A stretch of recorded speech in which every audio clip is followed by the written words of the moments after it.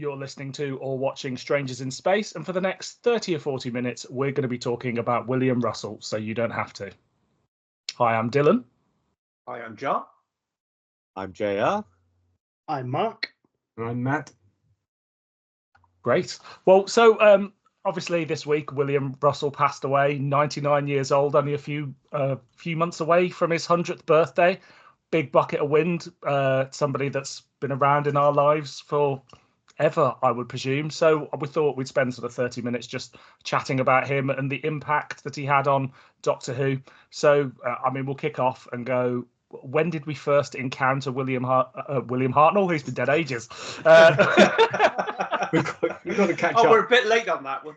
See, I was going to ask, what is a big bucket of wind? And then I thought, no, let's keep the tone. Keep the tone. Don't ask what a big bucket of wind is. Big bucket of wind means you've taken in a lot of breaths over your life. So a short life would be... Is that like a straight out of Compton's thing? No. Is it a Birmingham thing?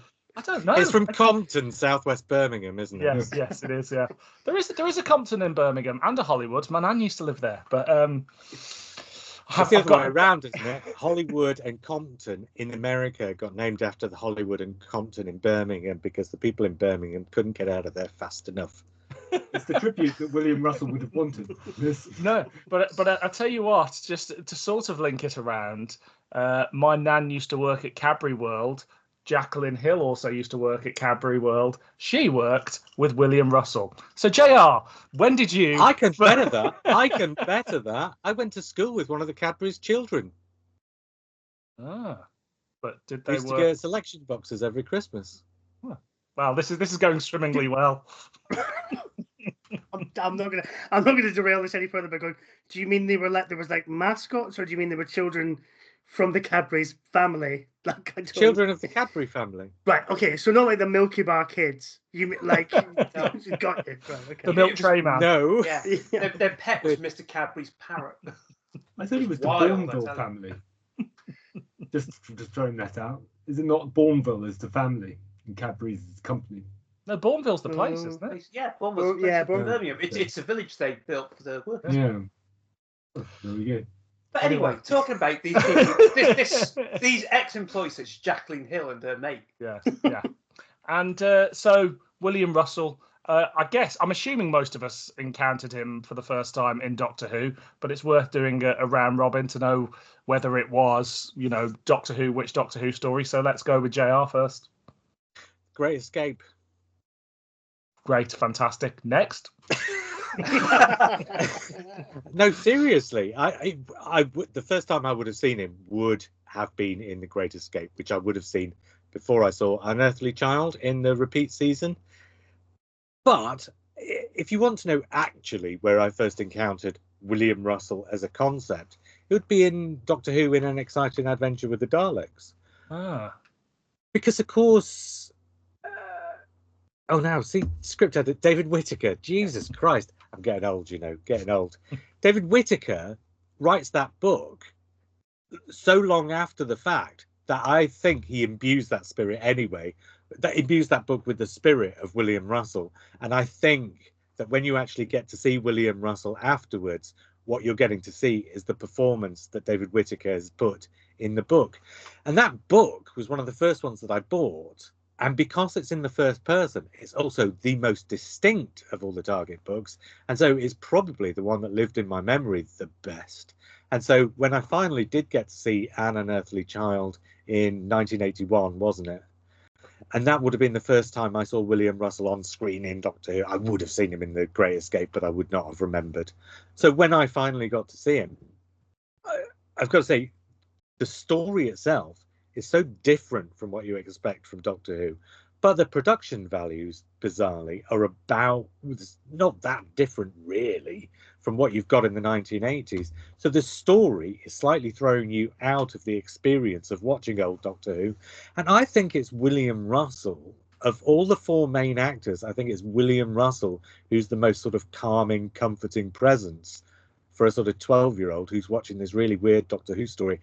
That it's not even been novelised, I don't think, at this point. So, or if the novel had come, it had come just before It was to tie in with the repeat season, if I remember rightly. And I think it came just after the repeat season had been on, or at least I think I bought it just after the repeat season had been on. So William Russell was the most comfortable thing about the experience of watching An Unearthly Child. It was the most Doctor Who thing. And what really impressed was the fact that he's not... So somebody like Joe Grant or Elizabeth Sladen is basically playing a grown-up for kids. But William Russell wasn't. None of the actors in that first story were. They were all playing it as if it was for grown-ups. And that's why I think it really appeals to the kids. And that's why I think for the kids, it's something that hits home, because those performances are geared for grown-ups in material that's suitable for kids. And so the kids are drawn in by those performances. And I just think he's a really comfortable, charismatic screen presence. So and it's just a really good job. Yeah. And it's just, all I can say is I'm glad that Ian Martin was unable to make this call. Yeah. It was such an Ian hater, honestly. Very true, very true. So what about you, John? When did you first come across William Russell? It would have been November It's 1981. good job Joe's with not the in this repeat of call the too. Child. Oh dear God. Here we go. Sorry, John. That's all right. Yeah, 81 with the repeat of An Unearthly Child. Yeah, he's kind of that way into the program. You could still see it, 18 years on from when it had originally been broadcast. He's still that teacher that you kind of like. He wouldn't sound, he wouldn't sound very nonsense in his class. None of this cheek or whatever. But he's got a reassuring presence to him. It's him and Jacqueline Hill make it because they are our viewpoint characters. And it's easy to forget that William Russell was already a star at this point. He'd already done Sir Lancelot. He was, that was sold to America as well, if I'm right. I think first program made in colour because he had the funding from America for it. So he was a hell of a get for them, at the start. It's that kind of anchor for the series. And just further on JR's words about the Target novel as well.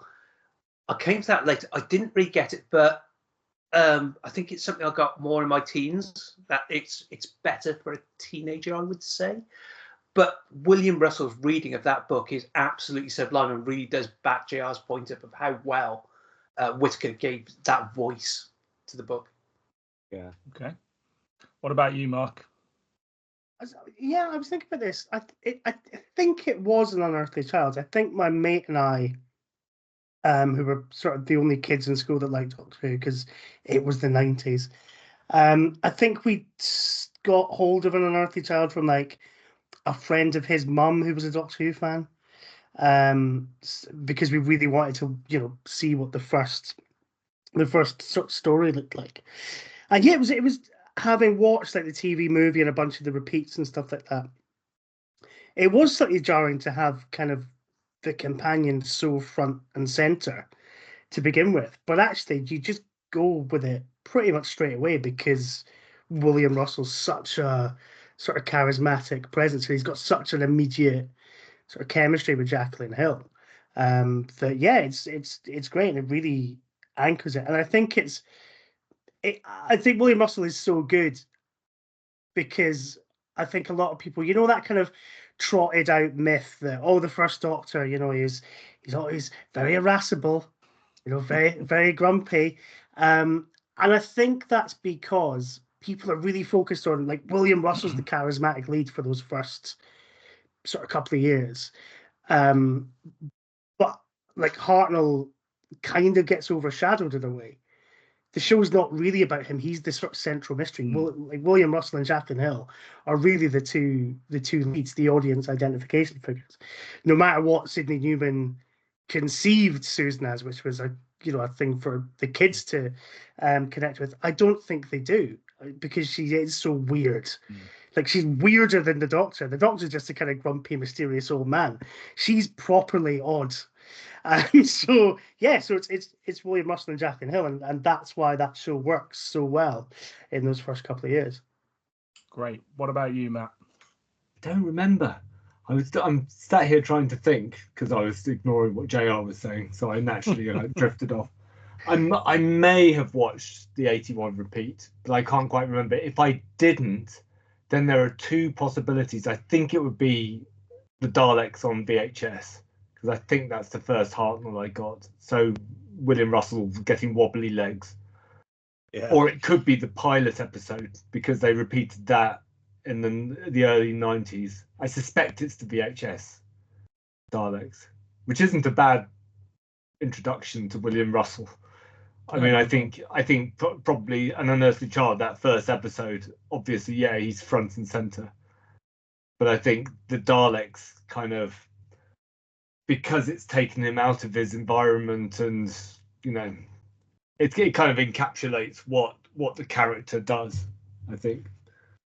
Yeah, mine was the probably, Daleks. Sorry, go ahead. I was only going to say on that point. Well, you're going to carry on with that point. I was going to say on that point, though, on the point of the Daleks, is again, you're not watching this through the Doctor's eyes yet. You're watching to see how Ian and Barbara react to what's going on around them, and they're still the two lead characters, aren't they, in that story? Yeah. Coming to the Daleks as sort of a 8-year-old or something in the probably about 1990 something. I remember watching it for the first time. I've got quite a vivid memory of it, and just not really being able to engage with the characters, because it was such a sort of stilted way of acting into my sort of 8-9-year-old brain that it took me a long time to really get into the Hartnell years. And I'm sure we'll get into this a bit later, but it is one of my favourite eras now. But it seems so distant. Doctor Who sort of starts feeling like Doctor Who about season 5. And if you've got the whole of classic Doctor Who, it's all much of a muchness, sort of. It all feels like that, but before that, it feels like an old school of acting. So even I didn't really engage with Susan, I didn't really engage with Ian and Barbara, I didn't engage with the first Doctor. So my first sort of encounter with him, I think, was probably a little bit sort of like, oh, what's this? This isn't not my Doctor, sort of thing, or not my companion. But obviously that changed over the years, and I love that era now. And you can see sort of he's the first action hero of Doctor Who. He's our way in, as everybody said, like Ian and Barbara are the way in, and everybody sort of mentioned that. But what does he actually bring to the role, William Russell? Let's go the other way around now and start with Matt. Sincerity. So I think it's an interesting. So I watched the Daleks when I must have been 12, 13, 14, something like that. But it was so familiar because of the movies. I watched the movies during the 1980s on Channel 4 or whatever. Mm.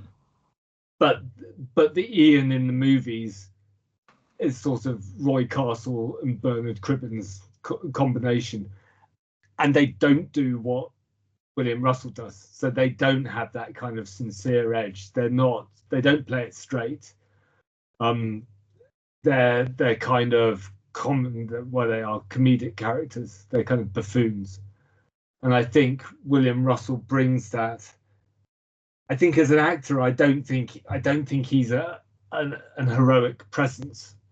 I think he's a solid, sincere presence, a bit like Ian Marter. But he happens that's a very good sort of approach to playing heroic characters. So it's kind of perfect for Ian, I think, who plays this kind of. He is the paternal character. The Doctor isn't the paternal character. He's the paternal character.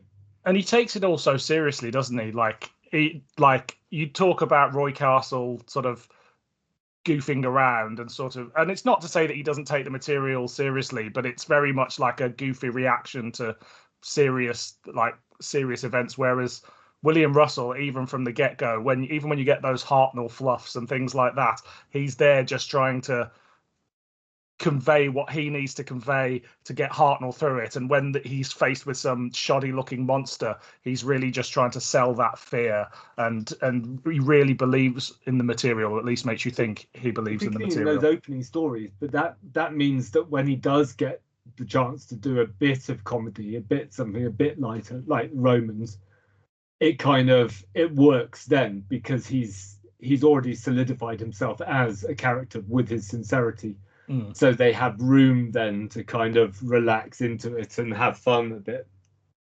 That's what I was saying, isn't it? It's while David Whittaker's the script editor, before Dennis Spooner comes in, they are pitching it as if the kids who are watching are adults.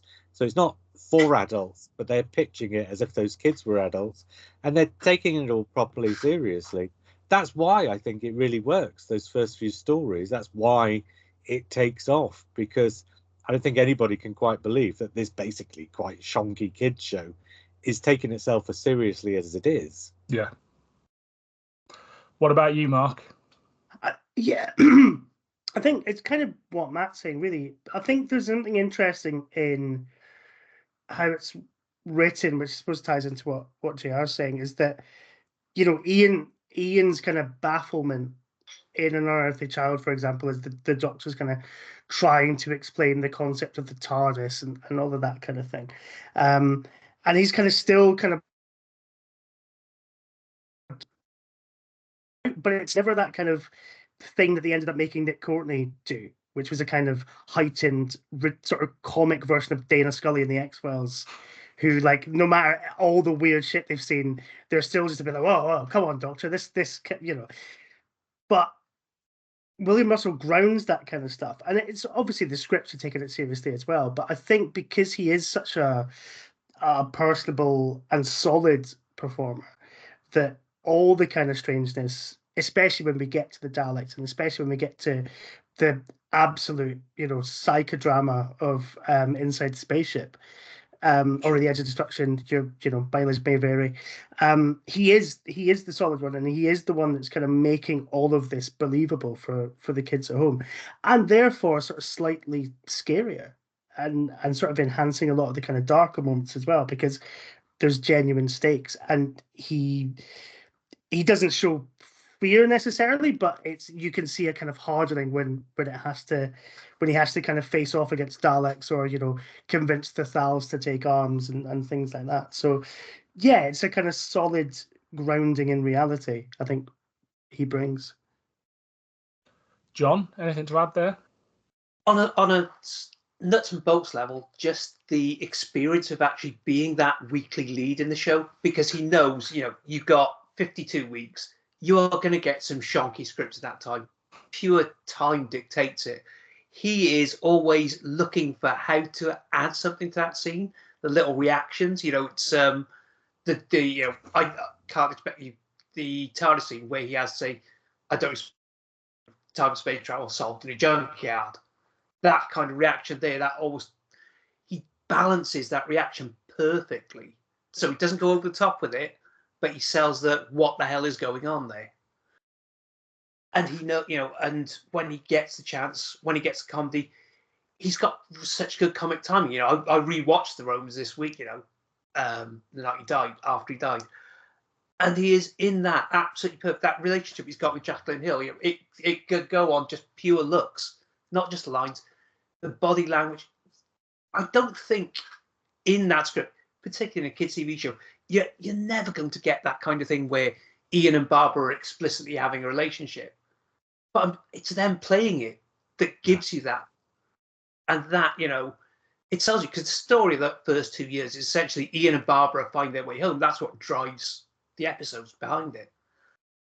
And he, you know, the way he makes that believable, the way you can make you root for these people to get home, that's what sells that series up till the chase. Of course. JR, what about you? What is there anything else you think he brings to the role? Two things. Have any of you ever seen the Sir Lancelot series or any of that? Yeah. Bits and pieces of it, Yeah. If you've seen that, it's written very straight, I guess. But William Russell brings this sort of hint of slight sardonicism to the character. So He's it's also not got that twinkle in the eye, isn't he? exactly. There's just something about him that lets you know that he's doing it all and he's enjoying it all. Even when he's playing it seriously, he's enjoying what's happening. He's enjoying the people around him. He's enjoying what's going on. It's just this hint that he's really sort of reveling in everything that's going on. And I think he brings that to Ian. And I think what makes that sort of important in Doctor Who is in those first few stories, when he is playing it really seriously, you've still just got that slight hint bubbling under the surface of this character, of this person who's just enjoying what's going on around him. And I think it brings the humanity out of what really could have been a very straightforward performance. And then the other thing I was going to say is, do you know what I think Ian Chesterton is, and the way William Russell plays him? I think it's James Bond, but instead of writing James Bond as a character who runs around in a tuxedo doing stuff that befits somebody who's running around in a tuxedo, you switch out the tuxedo for a cardigan, and that's your William Russell, Ian Chesterton, isn't it? James Bond in a cardigan. I was going to say, do you kind of see it as the actual model for what the Doctor becomes when they reformat the show circa the War Machines? Maybe so, but certainly he plays the sort of action hero who'd rather be sitting in an armchair with a comic or the television or both. So he just gives the impression all the time of somebody who'd just rather be sitting in the living room in front of the telly, but is absolutely perfectly capable of getting on with it when there's no other choice but to do so. And I think that's his character, really. And I think that's his personality. That's why he gets cast in other things as well, because that's what he brings, I think.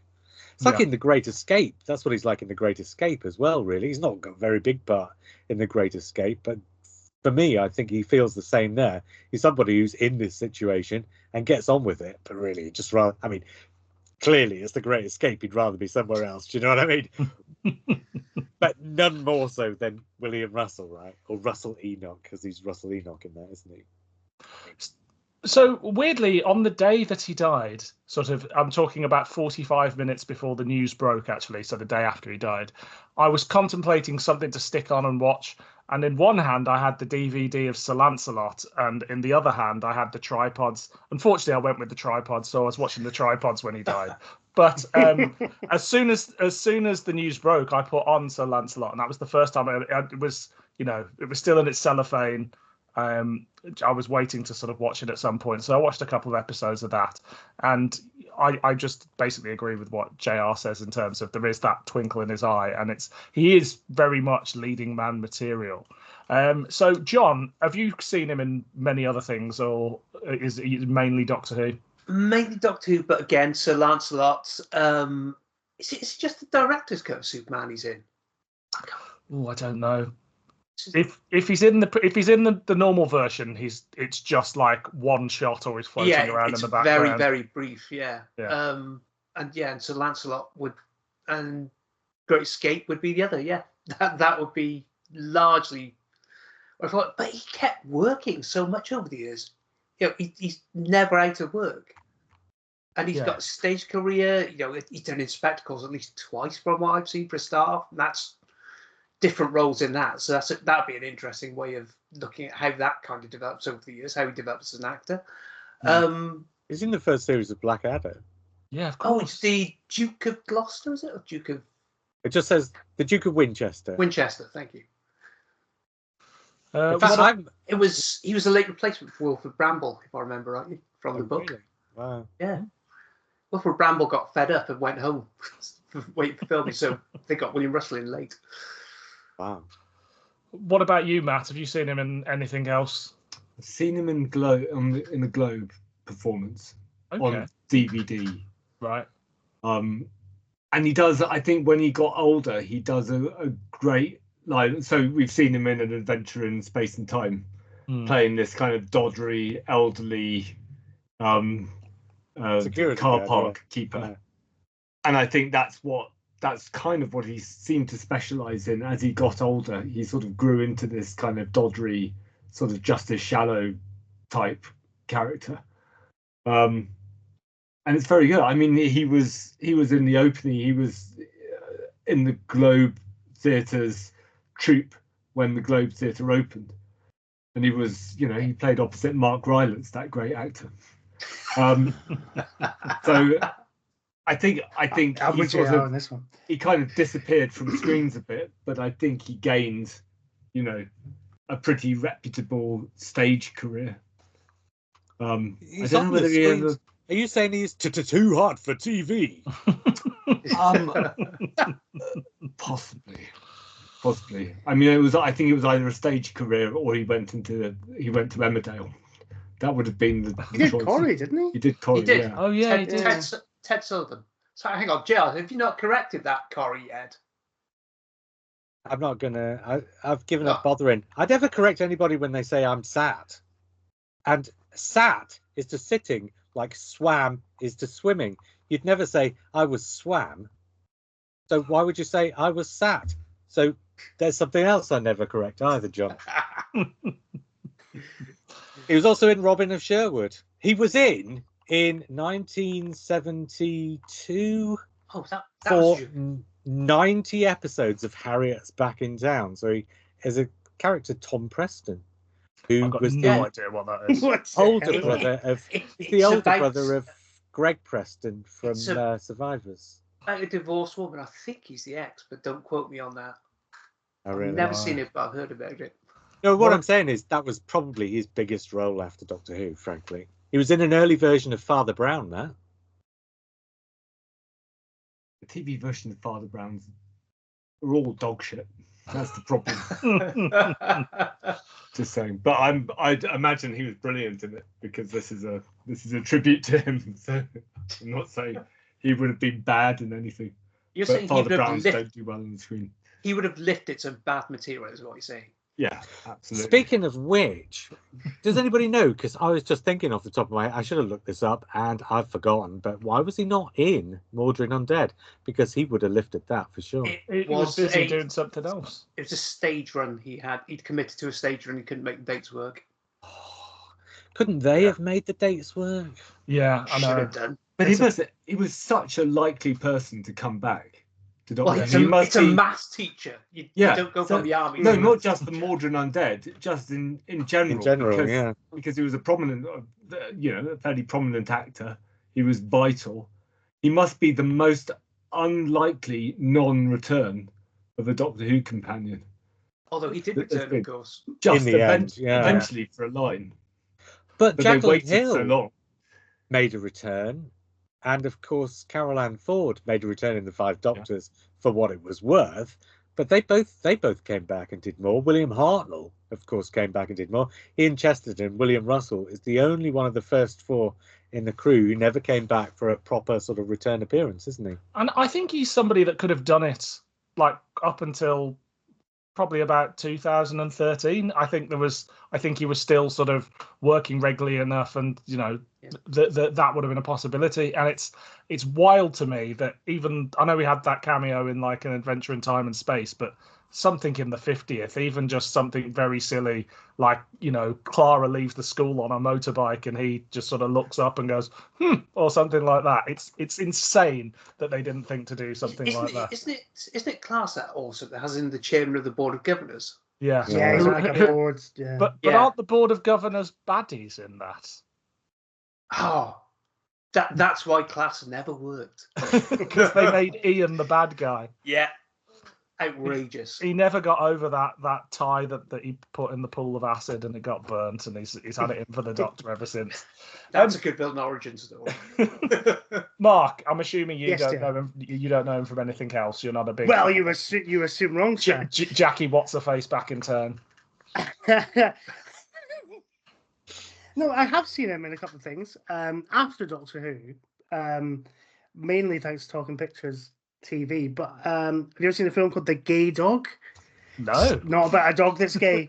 it's about a family called the Gay Family that have a racing greyhound, I think it is, and hilarity ensues. He's like the love interests for the daughter, I think. But it's also got Peter Butterworth and John Pertwee in it as just a pair of sort of gambling shysters at the racetrack. It's not a great role, but it's like quite pleasant to see him in a film that's not that good. And he's also in. Well, just before you move on to what else he was in, The Gay Dog was also, according to Wikipedia, filmed at Southall Studios. Just thought I'd throw that out. A worthy interjection. Has Ian Levine? Some might say an egotistical interjection. Has Ian Levine tried to canonise The Gay Dog with some sort of re-edit? He's also in The Man Speaking Who of Never which, Was as though- well, which is Okay. good. Was in what? Um, Sorry. The Oh, Man Who Never Was, yeah. which is the kind of Operation Mincemeat sort of, well, one of the first, because there's so many different versions of that story now. And I think, if I remember rightly, he's the one that is he the one that ends up the body in the, I can't remember now, but yeah, he's in that, and he's kind of a romantic lead in that, which he does very well. So yeah, those are the kind of two things outside of Doctor Who that I've seen him in. I've seen him. I would have seen him in a bunch of stuff before. I'm looking down the list of TV stuff he did in the 70s. I would have seen at least 3 or 4 of those, if not more, before they repeated An Unearthly Child, and I would have had any idea who he was. So that would have gone completely over my head. So I probably saw him half a dozen times and completely missed it. Did any of us ever meet William Russell? I think John has a positive answer on this. I do, yeah. Saw him at the Gallifrey convention in 2019, I think it was. Was Yeah, he an me too. arsehole, John? Tragically for you, Matt, he was absolutely delightful. Oh, thank God. That's more appropriate for a tribute. It would be Yeah. awful if you disliked him. No, he was genuinely lovely fella. He had time for a quick word. You know, it's a 94-year-old man. He's flown 5,500 miles, and across 8 times, and he was fairly switched on. You know, I remember the one panel we had. I think it was Deb Stanish of the Verity podcast who interviewed him, and she was really very sympathetic. Obviously, taking notes of his age and, you know, possible fading memory. And yeah, kept him going for an hour. I think talked about his time in. I think he was in the RAF or flew in the war. So he got a few anecdotes on that. And then I think I've never particularly seen as much, but the spontaneous standing ovation he got right at the end of that was absolutely beautiful. And you know, it's you know, you look around, he's almost surprised by it, because I think he's just quite modest about his talents almost. But he was absolutely, you know, 100% deserved. And it's, you kind of think it's not adequate, but it's all you can do to say thank you. So, and you know, fundamentally, the great thing about conventions is you can say thank you to someone for, you know, the performances like that, without which I'd say we wouldn't probably have Doctor Who right now. Well, I was going to make that point. People always say Patrick Troughton is probably the most important, maybe other than William Hartnell, because of the fact that Doctor Who would have died if they'd not had Troughton and somebody to carry it on the audience has warmed to. But actually, think about it. William Russell is the lead for those first 8 stories in that first series, the first 10 really, up to Dalek Invasion of Earth. He basically is the lead for those 10 stories. It's him who's carrying it, actually. We just think, because we came at it later, we just think of William Hartnell as the first Doctor. And we'll have these conversations and we'll say William Russell was the lead, but still at the back of our minds, we're going, but William Hartnell was the one who was carrying it. He's the reason it was a success. Actually, no, probably William Russell is the reason it's a success. William Russell and Jacqueline Hill. And everybody praises Jacqueline Hill. I think sometimes William Russell gets forgotten because Jacqueline Hill, I think some of the episodes that she's in, they give her absolutely terrible things to do. But when she gets the chance to shine, she shines. Whereas he, I think, is just this solid presence throughout. And I think that's the rock that anchors the series, his solid presence. Agreed. Anybody else met William Russell, seen him, had a close encounter? No. You, Dylan? So I've seen William Russell at conventions several times in the 90s. And I must confess that as a sort of 13, 14-year-old, I didn't find him that interesting, which I thoroughly regret to this day. Because, I mean, now, like, I watched his Mythmakers about 6 months ago, and I was like,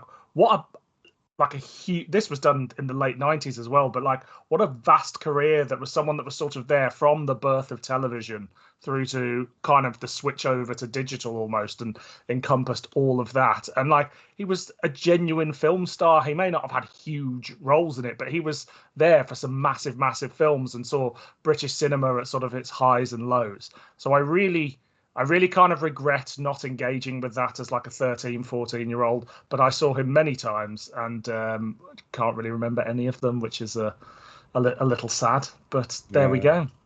That Mythmakers is fascinating to look back on, because it's like Nick Briggs and William Russell like in the centre of Trafalgar Square. Yeah. Just chatting, and there's nobody about, and it's the middle of the day. And it's like, imagine trying to film that in central London these days. It'd be a nightmare. Yeah. It's a time capsule in itself. Yeah, it's fascinating. Do we have any sort of favourite Ian moments, William Russell moments, stories, things like that? JR first. You mean on screen? On screen, yes. See, I think so. One of my favourite stories, I guess, and it's an incomplete one, is The Crusade. I just love Ian in The Crusade. I mean, obviously, we really all love The Crusade for the guest actors, right? But of the main actors, it's another chance for, Ian to be kind of the actual proper hero, wielding a sword and stuff. And we don't get to see a lot of it, but I think the stuff we do get to see, I really enjoy that. I enjoy him in the historicals, I guess, I think. Yeah. For me, it's Keys of Marinus, which I know isn't exactly universally loved, but it feels like the first story where they're like a cohesive unit that want to get on with each other. They've been through the whole Marco Polo thing where they've been together for months or whatever it ends up being. And like they're having fun. And I know obviously then they go off on various adventures and peril and what have you, but you really feel like that they actually kind of want to be with the Doctor and are quite enjoying the ride at this point. What about you, Mark? I absolutely adore the Romans. For some of the reasons, I think to you with kind of Keys of Marinus, it's that idea of like the Doctor and his companions just at rest and just enjoying each other's company. And the scene where Ian and Barber are just left alone after the Doctor and Vicky like go for a walk into the village is, I think, the closest classic Doctor Who gets to being a bit sexy. Because they've had a bit too much to drink. They're all, they're very flirty with each other. Barbara's combing Ian's hair and all of this kind of thing. And it feels quite warm and like something you don't see a lot of in classic Doctor Who, like a genuine kind of just two people just being quite genuine with each other. It's really lovely to see.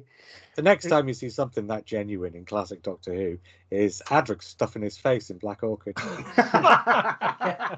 And the other thing is, in that whole scene, they're taking the piss out of each other. Yeah.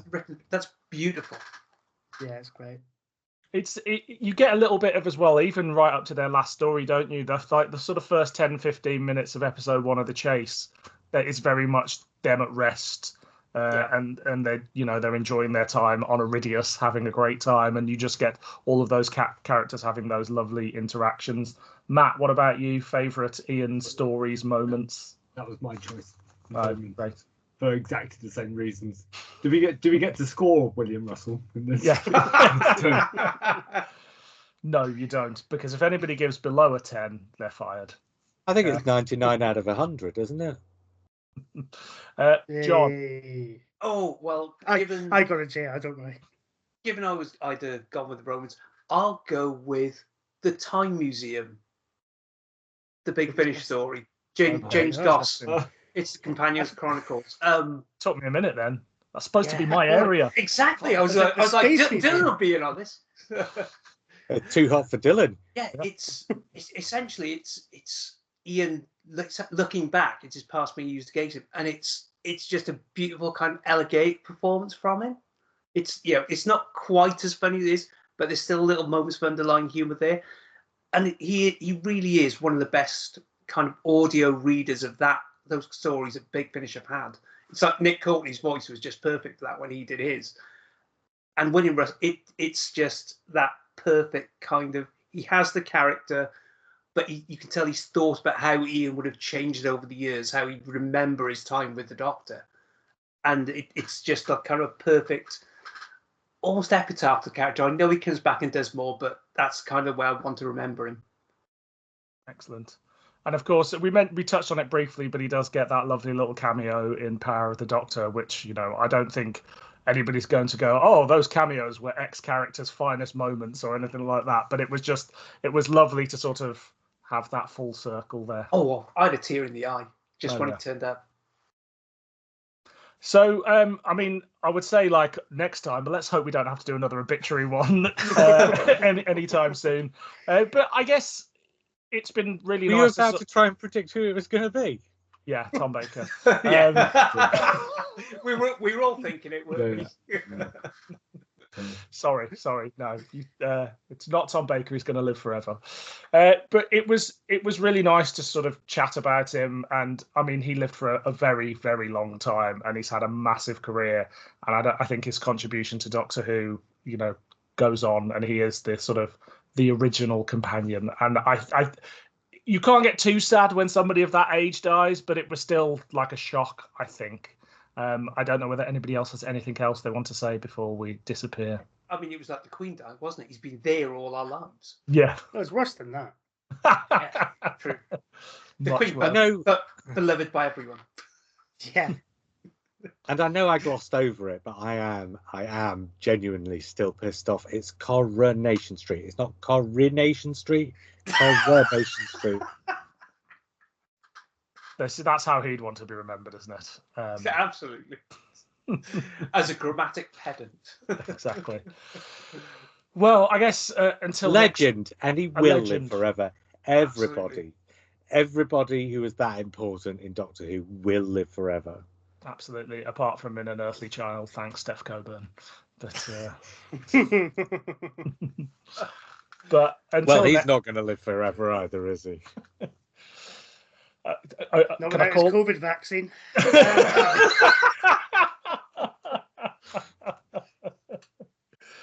Well, yeah, there we go. So, thank God this has been a celebration of William Russell's life rather than a mourning for his death, eh?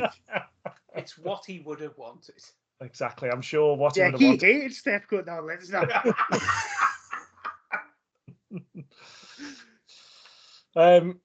Should we wrap this up then? I think you should. Take back control, Dylan. Come on. Okay, done. He was old. Get over it. No, it's been wonderful to chat about him. But until next time, I've been Dylan. I've been John. I've been JR. I've been Mark. That's it. I've been, and I was Matt. Why are we all doing I've been? Like it's are you Because being? we're all served? dead after this. This is the one. I'm going to be Mark in this episode. That's why. Stop! All of you, stop!